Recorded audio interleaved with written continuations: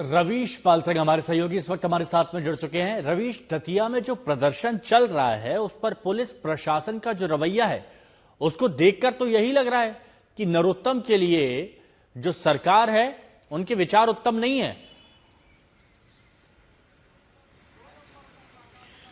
बिल्कुल, और अगर विचार उत्तम होते तो स्वाभाविक सी बात है टिकट नहीं कटता। लेकिन भारतीय जनता पार्टी और संगठन के पास जो सर्वे रिपोर्ट आई थी नरोत्तम मिश्रा को लेकर के, उसने चिंता बढ़ा दी थी पहले ही। ऐन वक्त पर यह टिकट क्यों काटा गया, इसके पीछे की बड़ी वजह है। दरअसल 2-3 जो खास वजह सामने आई हैं उसके मुताबिक भारतीय जनता पार्टी नहीं चाहती थी कि एक नया पावर सेंटर बने मध्य प्रदेश में, क्योंकि नरोत्तम मिश्रा जब भी सरकार में रहे हैं तो एक कद्दावर मंत्री रहे हैं, एक पावर सेंटर रहे हैं। और मध्य प्रदेश में भाजपा की स्थिति क्या है, अभी पहले से इतने सारे पावर सेंटर हैं, मुख्यमंत्री मोहन यादव हैं, लेकिन इसके अलावा प्रहलाद सिंह पटेल, शिवराज सिंह चौहान भले ही केंद्र में चले गए हैं लेकिन उन 16.5 सालों तक मुख्यमंत्री रहे हैं, तो वहां पे एक अलग पावर सेंटर है। राकेश सिंह है पीडब्ल्यूडी मंत्री, कैलाश विजयवर्गीय हैं नगरीय प्रशासन मंत्री, इन सब के अपने अपने पावर सेंटर है। नरेंद्र सिंह तोमर विधानसभा अध्यक्ष भले ही बन गए लेकिन उनकी ग्वालियर चंबल में तूती चलती है। ज्योतिरादित्य सिंधिया हैं। इतने सारे पावर सेंटर के बीच में नरोत्तम मिश्रा एक नया पावर सेंटर सरकार में रह करके बनते, तो स्वाभाविक सी बात है एक चिंता की बात भाजपा के सामने भी थी और वो इस मुद्दे को यहाँ खत्म करना चाहती थी। दूसरी बड़ी वजह थी कि संगठन ने जो सर्वे करवाया था उसमें बहुत आशाजनक नतीजे नहीं थे नरोत्तम मिश्रा को लेकर के, और इसीलिए संगठन ने ऐन वक्त पर तय किया कि संघ से ही जुड़े हुए शख्स को टिकट दिया जाए, ताकि आरएसएस के कार्यकर्ता भी जी लगा के काम करें और बीजेपी के लिए भी एक अच्छा मौका रहे वहां पे। यही वजह रही कि संगठन प्रभारी जो रह चुके थे संभागीय आशुतोष तिवारी, उनको चुना गया। दतिया से ही हैं वो, एक तरीके से देखा जाए तो स्थानीय है, दतिया शहर से भले ना हो लेकिन दतिया जिले से ताल्लुक है उनका। ग्वालियर चंबल के वो संगठन प्रभारी रह चुके हैं संभागीय, ऐसे में उनका वहां पे अपना नेटवर्क भी है।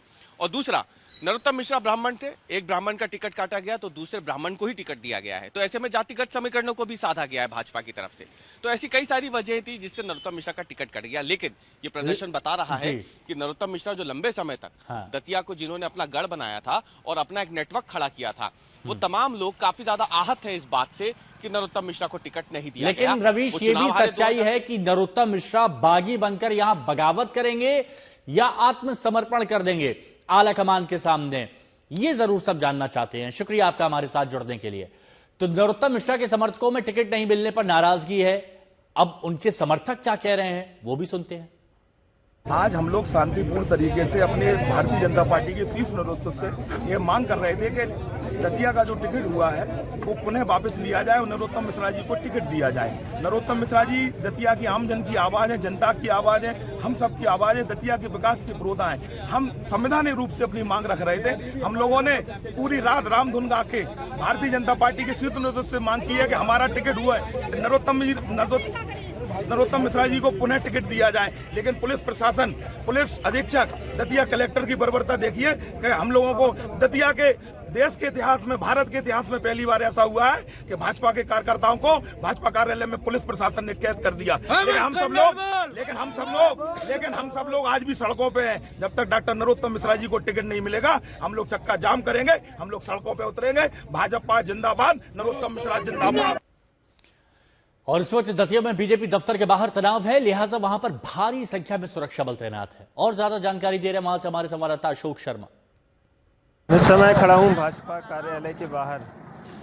जैसा कि आप देख सकते हैं कि भाजपा कार्यालय के बाहर सन्नाटा है, सारे कार्यकर्ता अंदर हैं, छतों के बाहर झांक रहे हैं। पुलिस इनको ना तो अंदर जाने दे रही है ना ही बाहर आने की इनको इजाज़त है, क्योंकि रात को जो बवाल हुआ, जो जिस तरह चक्का जाम हुआ, लोग परेशान रहे, एम्बुलेंस तक जो है जाम में फंसी रही।